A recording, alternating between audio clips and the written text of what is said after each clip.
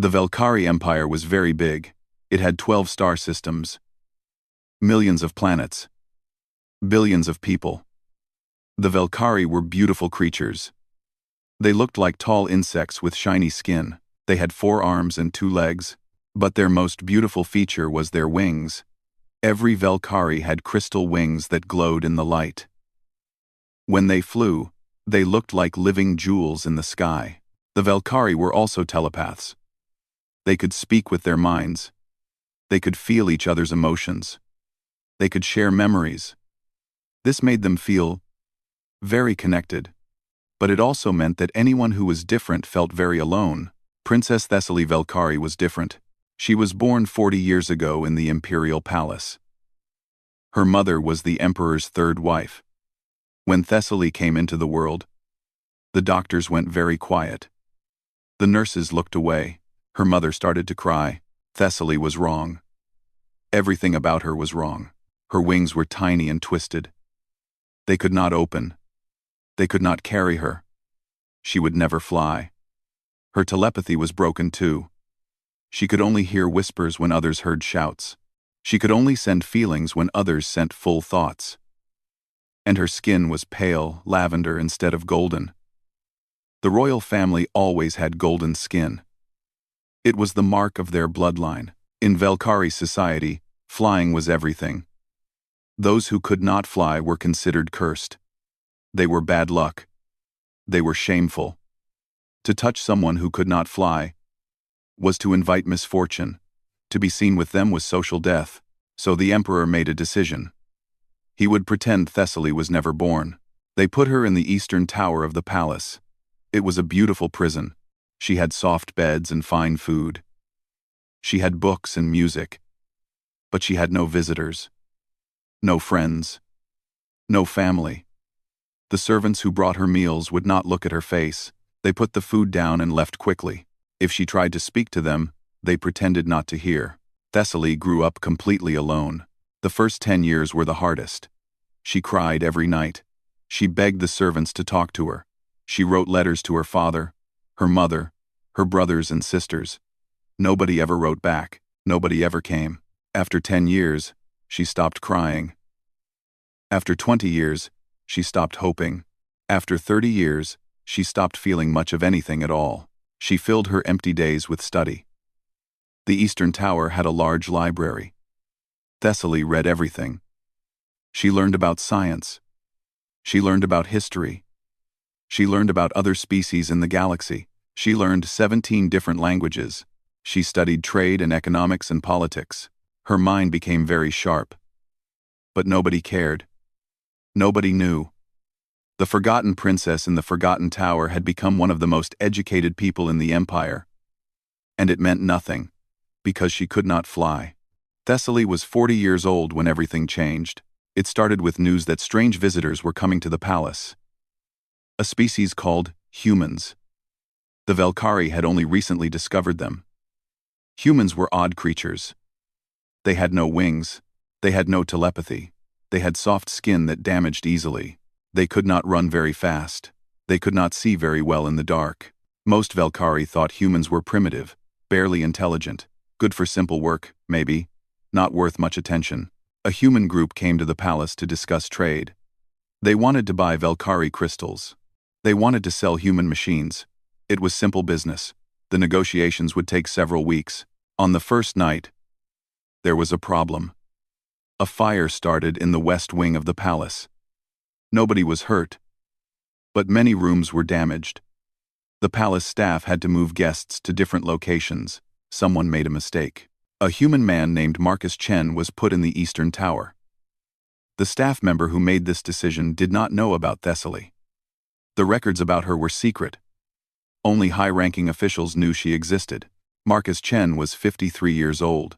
He had gray hair and kind eyes. He was not a soldier or a leader. He was a cultural attaché. His job was to learn about other species and help humans understand them. Before he joined the diplomatic service, he had been a nurse. He took care of dying people in their final days. He held their hands. He listened to their stories. He helped them not be afraid. His husband had died of sickness 3 years ago. Marcus had been very sad. He decided to travel to the stars. He wanted to find new purpose. He wanted to help people again. On his first night in the Eastern Tower, Marcus was walking to his room. The hallway was dark and quiet. He noticed something strange. A shadow moved near a doorway. Someone was watching him. Marcus stopped walking. He looked at the shadow. Most people would have looked away. Most people would have ignored it. But Marcus Chen was not most people. He smiled. He raised his hand. He waved. "Hello there," he said in a warm voice. The shadow froze. For a long moment, nothing happened. Then the shadow moved backward. It disappeared into the darkness. Marcus stood alone in the hallway. He was confused, but he was also curious.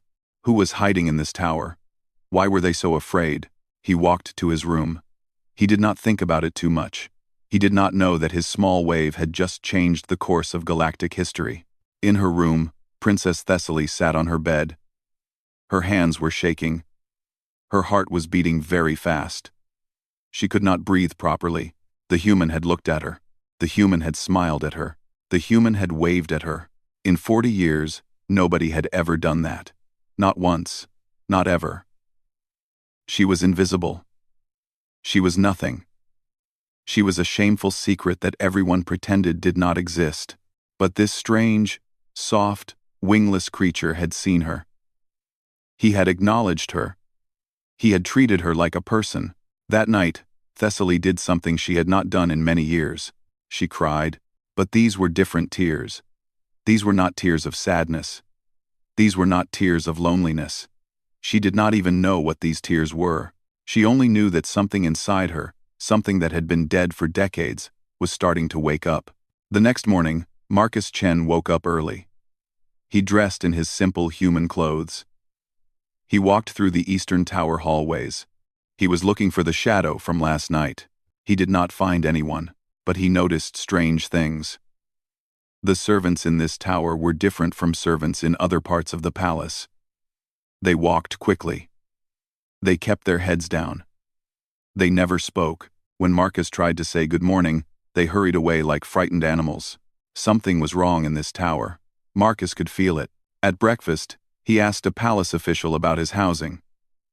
The official's face went pale. He started apologizing very fast. There had been a mistake. Marcus should not be in the Eastern Tower. They would move him immediately. Today. Right now. "Why?" Marcus asked. "The rooms are very nice. I like it there." The official looked uncomfortable. He said the Eastern Tower was old. It was not suitable for important guests. There were better rooms in the North Wing. Marcus smiled politely. "I prefer to stay where I am. The view is beautiful." The official did not know what to do. Humans were strange. They did not follow normal rules. And this human was part of the trade delegation. They could not force him to move without causing problems. So Marcus stayed in the Eastern Tower. Over the next few days, he watched carefully. He walked the hallways at different times. He sat in the tower's small garden. He visited the tower's library, and slowly, he started to see her. The shadow had a shape now. It was a Velkari female. She was thin and pale. Her wings were small and did not move. She always stayed far away. She watched him from corners and doorways. When he looked at her, she disappeared. She was afraid of him. But she was also curious. Marcus understood fear. He had seen it many times in his old work. Dying people were often afraid. Lonely people were often afraid. People who had been hurt were often afraid. This person had been hurt very badly. He could tell. So Marcus did not chase her. He did not call out to her. He did not try to force a meeting. Instead, he did something simple. He made himself safe. When he walked through hallways, he hummed songs. This way, she could always hear him coming. She would never be surprised. When he sat in the garden, he sat in the open, where she could see him clearly. When he read in the library, he chose chairs near the door so she could leave easily if she wanted. Days passed. The shadow came closer. 1 week after his arrival, Marcus found her in the library. She was reaching for a book on a high shelf. Her small wings fluttered uselessly. She could not fly up to get it. She stretched her arms, but she was too short. Marcus walked over. He was not quiet about it. He let his footsteps make noise. He let her know he was coming. She froze. Her whole body went stiff. Marcus reached up and took the book from the shelf. He looked at the title. It was about trade history. Very boring, he thought, but also very advanced. He held the book out to her. For a long moment, she did not move. She stared at the book like it was a dangerous weapon. Her pale lavender skin seemed even paler. Then, very slowly, she reached out. Her fingers touched the book. Her fingers touched his hand. She made a small sound, like a gasp, like a sob. Marcus did not know what it meant. But he saw her eyes. They were filling with tears. Interesting choice, Marcus said calmly. I have read this book too. It is a bit dry. But chapter 7 is actually fascinating. She stared at him. She could not speak. She could not move. Marcus smiled gently. I am Marcus Chen. What is your name? It took her a long time to answer. When she spoke, her voice was rough and quiet. She had not used it much. Thessaly, she whispered. My name is Thessaly. After that day, everything was different. Thessaly started appearing more often. She sat near Marcus in the library. She walked in the garden when he walked. She still did not speak much. But she listened. And Marcus talked. He told her about Earth. He told her about humans. He told her about the oceans and mountains and cities. He told her about music and art and food. He told her about his husband who had died. He told her about his sadness. He told her about his decision to travel to the stars. Thessaly listened to everything. She was hungry for words. She was hungry for connection. 40 years of silence had left her starving. One day, Marcus told her about people on Earth who were different. We have humans who cannot walk, he said. They use chairs with wheels. We have humans who cannot see. They read with their fingers. We have humans who cannot hear. They speak with their hands. Thessaly was confused. What happens to them? Are they hidden away? Marcus shook his head. No. They live normal lives. They go to school. They have jobs. They have families. They are part of society. But they are broken, Thessaly said. She was not being cruel. She was just saying what she had always been taught. Marcus looked at her with gentle eyes. They are not broken. They are different. There is a big difference. He told her about a human named Stephen Hawking. This man could not move his body. He could not speak with his mouth. He sat in a chair and used a machine to talk. But his mind was brilliant. He discovered secrets about the universe. He became one of the most famous scientists in human history. His body did not work, Marcus said. But his mind changed the world. Thessaly was very quiet. On Earth, Marcus continued, we have a belief. We believe that society should change to include everyone. If someone cannot climb stairs, we build ramps. If someone cannot hear, we add pictures to sounds. We call this accommodation. We reshape our world so that everyone can be part of it. Thessaly's eyes were wet. The Velkari do not think this way. I know, Marcus said softly. But maybe they should. He looked at her with kindness, real kindness, the kind she had never received before. Your wings do not work, he said. So what? Half the species in the galaxy do not have wings at all. But you have something special. Thessaly, you have one of the finest minds I have ever met. Where I come from, that matters more than flying. Thessaly could not speak. The tears were falling down her face. She did not try to stop them. For the first time in 40 years, someone saw her value. Someone believed she mattered, but they were not alone. In the shadows of the palace, eyes were watching. The Emperor's spy master had noticed the humans spending time in the Eastern Tower. He had noticed the forbidden princess leaving her rooms. He had noticed their conversations. He reported everything to the Emperor. That night, a servant came to Thessaly's room. The servant's face was cold and blank. "The Emperor demands your presence," the servant said. "You will come to the throne room. Now." Thessaly's heart stopped. In 40 years, she had never been called to the throne room. She had never seen her father's face. She did not even know if he remembered she existed. Now, she was about to find out. The throne room was the largest room Thessaly had ever seen. Golden walls stretched up to the ceiling. Crystal chandeliers hung like frozen stars. The floor was polished so bright that she could see her reflection. Hundreds of courtiers stood in perfect rows. They wore expensive clothes and glowing jewelry. Their golden wings shimmered in the light. And at the end of the room, on a throne made of pure crystal, sat the Emperor, Thessaly's father. He was very old. His skin was deep gold, almost bronze. His wings were huge and magnificent. His eyes were cold and sharp. He looked at Thessaly like she was an insect, something small, something unimportant, something that should not exist. Thessaly walked toward the throne. Every step was difficult. She could feel hundreds of eyes on her. She could hear whispers in the crowd. Courtiers were staring at her pale skin. They were looking at her tiny, broken wings. They were disgusted. They were horrified. The shameful secret was walking in plain sight. Thessaly stopped at the bottom of the throne steps. She did not know what to do. She had never learned royal manners. Nobody had bothered to teach her. The Emperor did not greet her. He did not call her daughter. He simply looked at her with empty eyes. "So," he said. His voice was deep and cold. "The mistake shows its face." Thessaly felt the words like a knife in her heart. But she did not cry. She had spent 40 years learning how to hide her pain. "You have been seen with the human," the Emperor continued. "You have left your tower. You have shown yourself to servants and guards. This is unacceptable." Thessaly found her voice. It was small and shaky.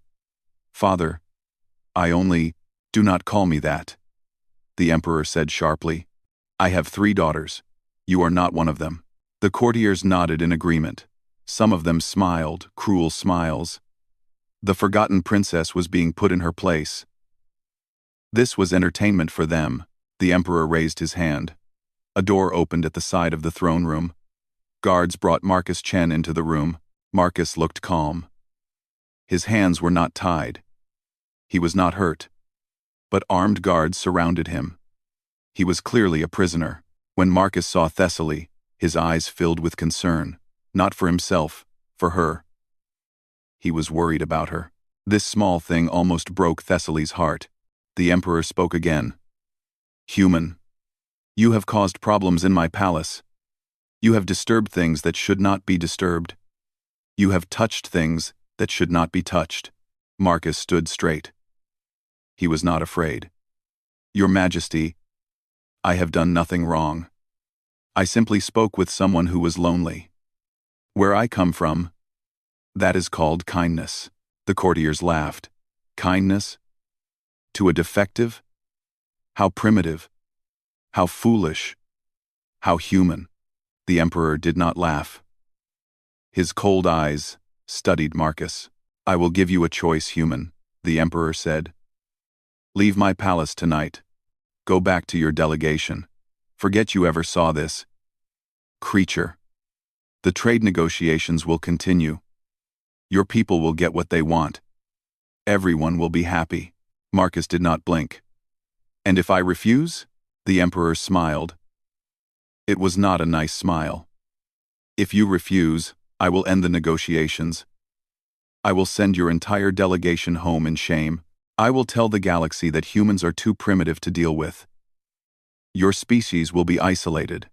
Your trade will suffer. Your people will pay the price for your stubbornness." The throne room was silent.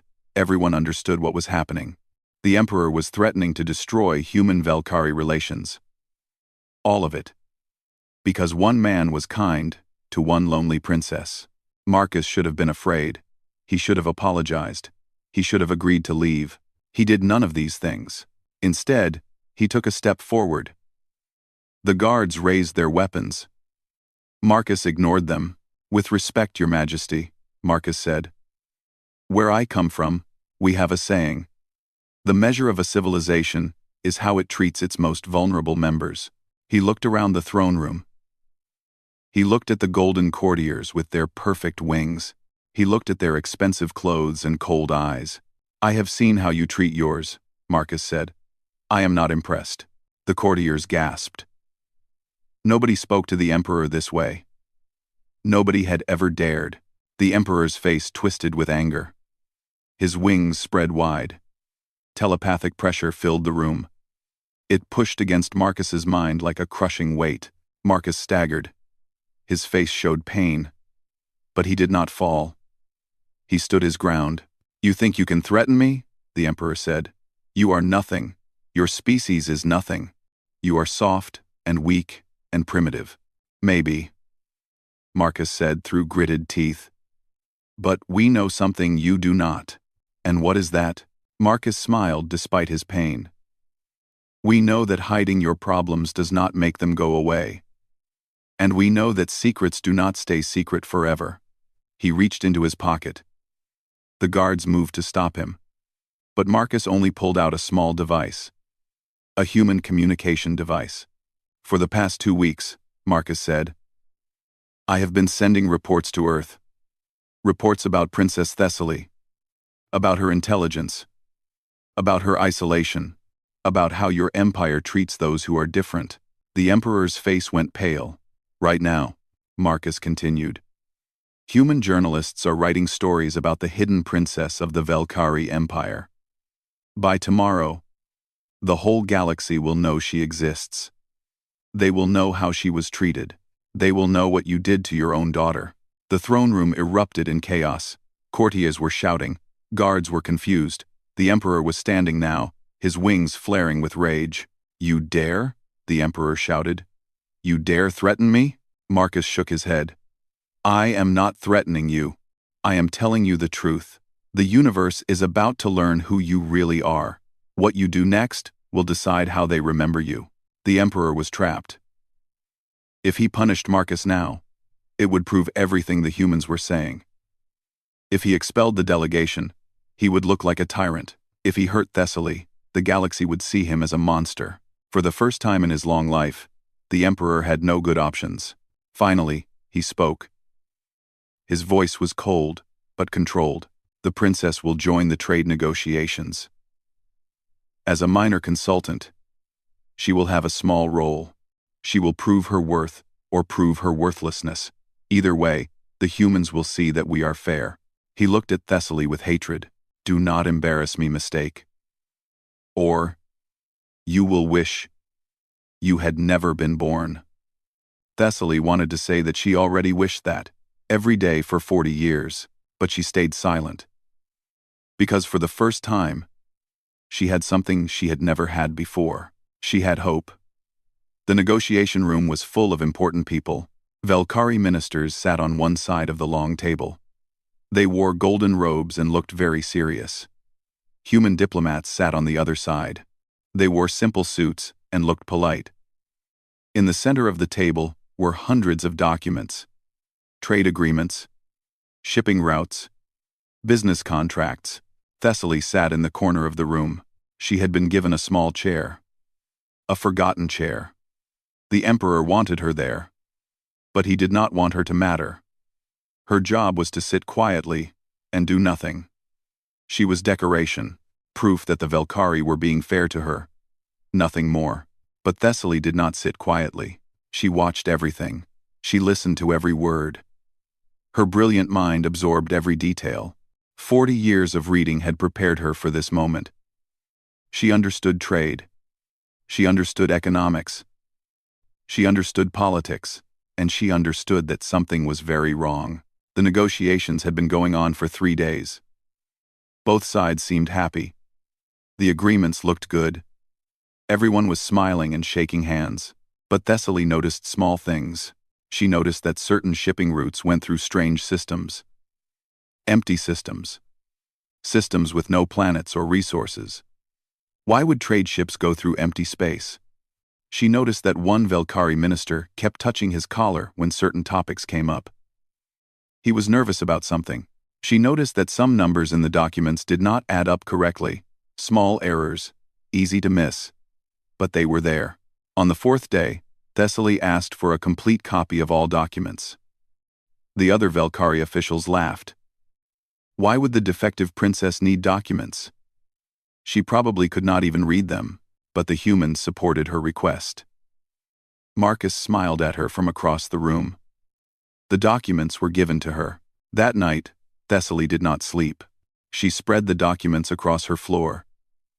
She read every page. She compared every number.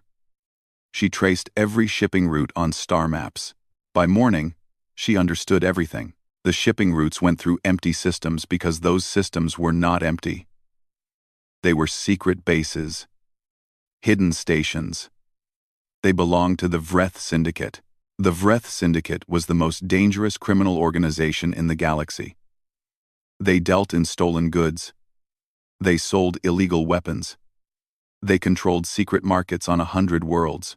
Every government wanted to destroy them, but nobody could find their bases. Now Thessaly knew where they were, and she knew something worse. The Velkari trade minister who kept touching his collar was working for the syndicate. He had hidden secret clauses in the trade agreements. If these agreements were signed, the syndicate would control 20% of all human Velkari trade. They would become incredibly powerful. They would become unstoppable. The minister had betrayed the empire. The next morning, Thessaly went to the negotiation room. Her hearts were beating fast. Her hands were shaking. She had never spoken in front of important people before.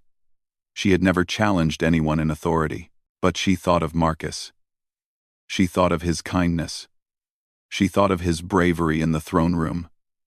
If he could stand up to the emperor, she could do this. She asked to speak. The Velkari officials tried to silence her. She was overstepping. She was embarrassing them. How dare a defective interrupt important negotiations? But the human delegation wanted to hear her. Let her speak, said the human ambassador. We value all voices. Thessaly stood up. Her legs felt weak. Her voice felt small. But she spoke anyway. She explained everything. She showed the hidden shipping routes. She showed the secret syndicate bases. She showed the money that would flow to criminals. She showed how the trade minister had buried the evidence in complicated language and false numbers. The room went silent. The trade minister's face turned gray. His hands started shaking. He looked at the door like he wanted to run. This is ridiculous, he said. The defective princess is lying. She does not understand trade. She is trying to cause trouble. Thessaly did not back down. Check the numbers yourself. Page 47. Page 103. Page 216. The evidence is there. The human ambassador picked up the documents. His team started checking the numbers. Their faces changed as they read. She is right, the ambassador said quietly. These clauses would funnel money directly to syndicate accounts. This was hidden very carefully. But she found it. Everyone looked at the trade minister. His face twisted with rage. He pointed at Thessaly. You should have stayed in your tower, defective. You should have stayed invisible. Guards took him away. He was screaming about lawyers and rights. Nobody listened. That night, Thessaly could not sleep. She sat by her window and looked at the stars. She had done something impossible. She had saved the empire from a terrible mistake. She had proven her worth. But she did not feel safe. The trade minister had powerful friends. The Vreth Syndicate did not forgive people who exposed their secrets. She heard a sound outside her door. It was soft, too soft. Like someone trying to be very quiet. Thessaly's blood went cold. The door opened slowly. 3 figures stepped inside. They wore black clothes. They had masks on their faces. They moved like shadows. Assassins. Thessaly tried to scream. One assassin moved faster than thought. A hand covered her mouth. A blade pressed against her throat. The syndicate sends its regards, the assassin whispered. Thessaly closed her eyes. This was the end. She had finally found hope, and now she would die. Then she heard a loud bang. The assassin holding her fell backward. There was a hole in his chest. Red blood spread across the floor. Marcus Chen stood in the doorway connecting their rooms. He held a human weapon in his hands, a primitive projectile gun that the palace guards had ignored. He fired again. Another assassin fell. The third assassin moved quickly. He threw a knife at Marcus. The blade hit Marcus in the shoulder. Marcus shouted in pain but kept fighting. The assassin pulled another blade. This one dripped with purple liquid. Poison. Marcus was hurt. He could not move fast enough. The assassin raised the poisoned blade. Thessaly did not think.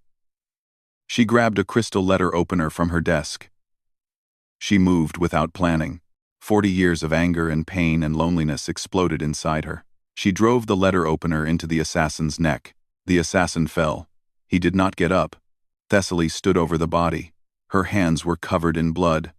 Her whole body was shaking. Then she heard Marcus collapse behind her. She turned around. Marcus was on the floor. The knife in his shoulder was also poisoned. Purple lines were spreading across his skin. His breathing was becoming slow. "Marcus!" Thessaly screamed. She ran to him. She held his face in her hands. His eyes were closing. "Hold on," she begged. "Please hold on." But Vreth poison was famous for one thing. It had no cure. Marcus was dying. The purple poison spread through his body like evil roots. His skin turned gray. His breathing became shallow. His eyes could barely stay open. Palace doctors came to the eastern tower. They looked at Marcus and shook their heads. "Vreth poison," one doctor said. "There is no cure. He will be dead before sunrise." Thessaly grabbed the doctor's arm. "There must be something. Some medicine. Some treatment. Please." The doctor pulled away from her touch. He looked disgusted that she had touched him. "Nothing can save him," the doctor said coldly. "The human will die. That is the end of it." The doctors left. Thessaly was alone with Marcus. She held his hand. His fingers were cold. His pulse was weak. She could feel his life slipping away. "Do not leave me," she whispered. "Please. You are the only person who ever cared about me. You cannot leave me alone again." Marcus opened his eyes a little. He tried to smile. "Not your fault," he whispered. "Worth it. You were. Worth it." His eyes closed again. Thessaly's mind raced. She had read thousands of books. She had studied xenobiology.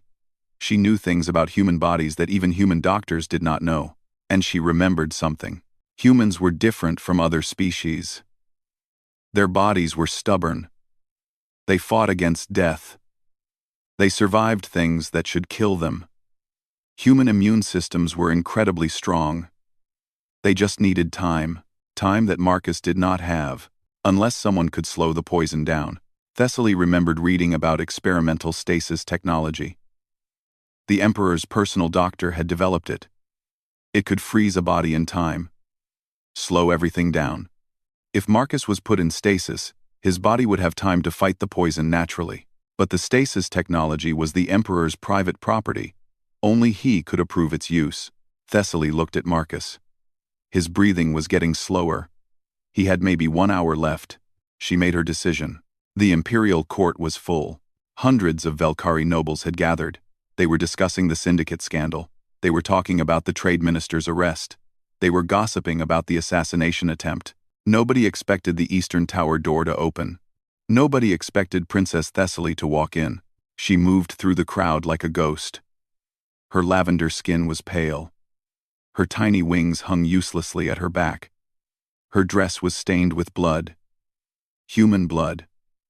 Marcus's blood. The crowd went silent. Everyone stared at her. Thessaly walked all the way to the throne. She looked up at her father. The Emperor's face was cold and angry. "What is the meaning of this?" the Emperor demanded. "You were not summoned. You have no right to be here." Thessaly took a deep breath. Her voice was shaking, but she spoke anyway. "The human Marcus Chen is dying," she said. "Vreth poison. He was stabbed while protecting me from assassins. He saved my life. Now I am asking you to save his." The Emperor laughed. It was a cruel sound. "Why should I save a human? Humans are primitive creatures. They are easily replaced." He is not easily replaced, Thessaly said. He is the only person who ever showed me kindness.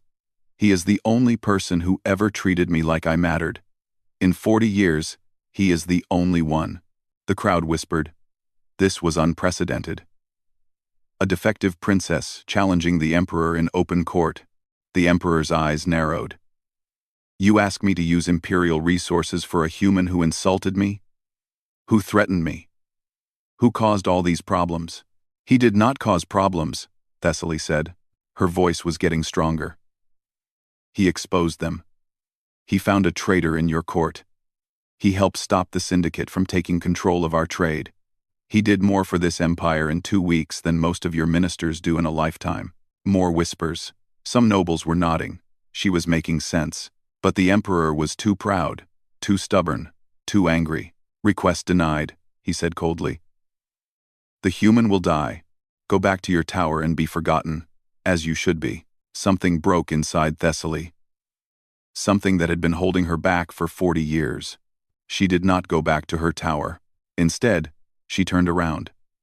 She faced the entire imperial court. She looked at hundreds of golden Valkyrie nobles. She saw their perfect wings, their beautiful skin, their cold, cruel eyes, and she spoke. Look at me, she said. Her voice carried through the silent room. Look at what you threw away. Look at what you called worthless. Nobody moved. Nobody breathed. I have spent 40 years in a tower. Alone. Forgotten. Hidden like a shameful secret. Because my wings do not work.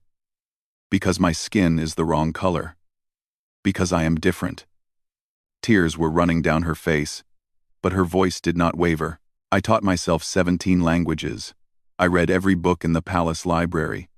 I studied economics and politics and science. I found a traitor that all of your ministers missed. I saved this empire from a terrible mistake, and none of it mattered, because I cannot fly. She pointed at the emperor. This man is my father. He has never spoken a kind word to me. He has never visited me. He has never acknowledged that I exist. He would rather let me rot in a tower than admit that his bloodline is not perfect. The emperor's face was turning red with rage. But Thessaly continued. Then, a human came. A soft, wingless, primitive human. And he did something that no Valkyrie ever did.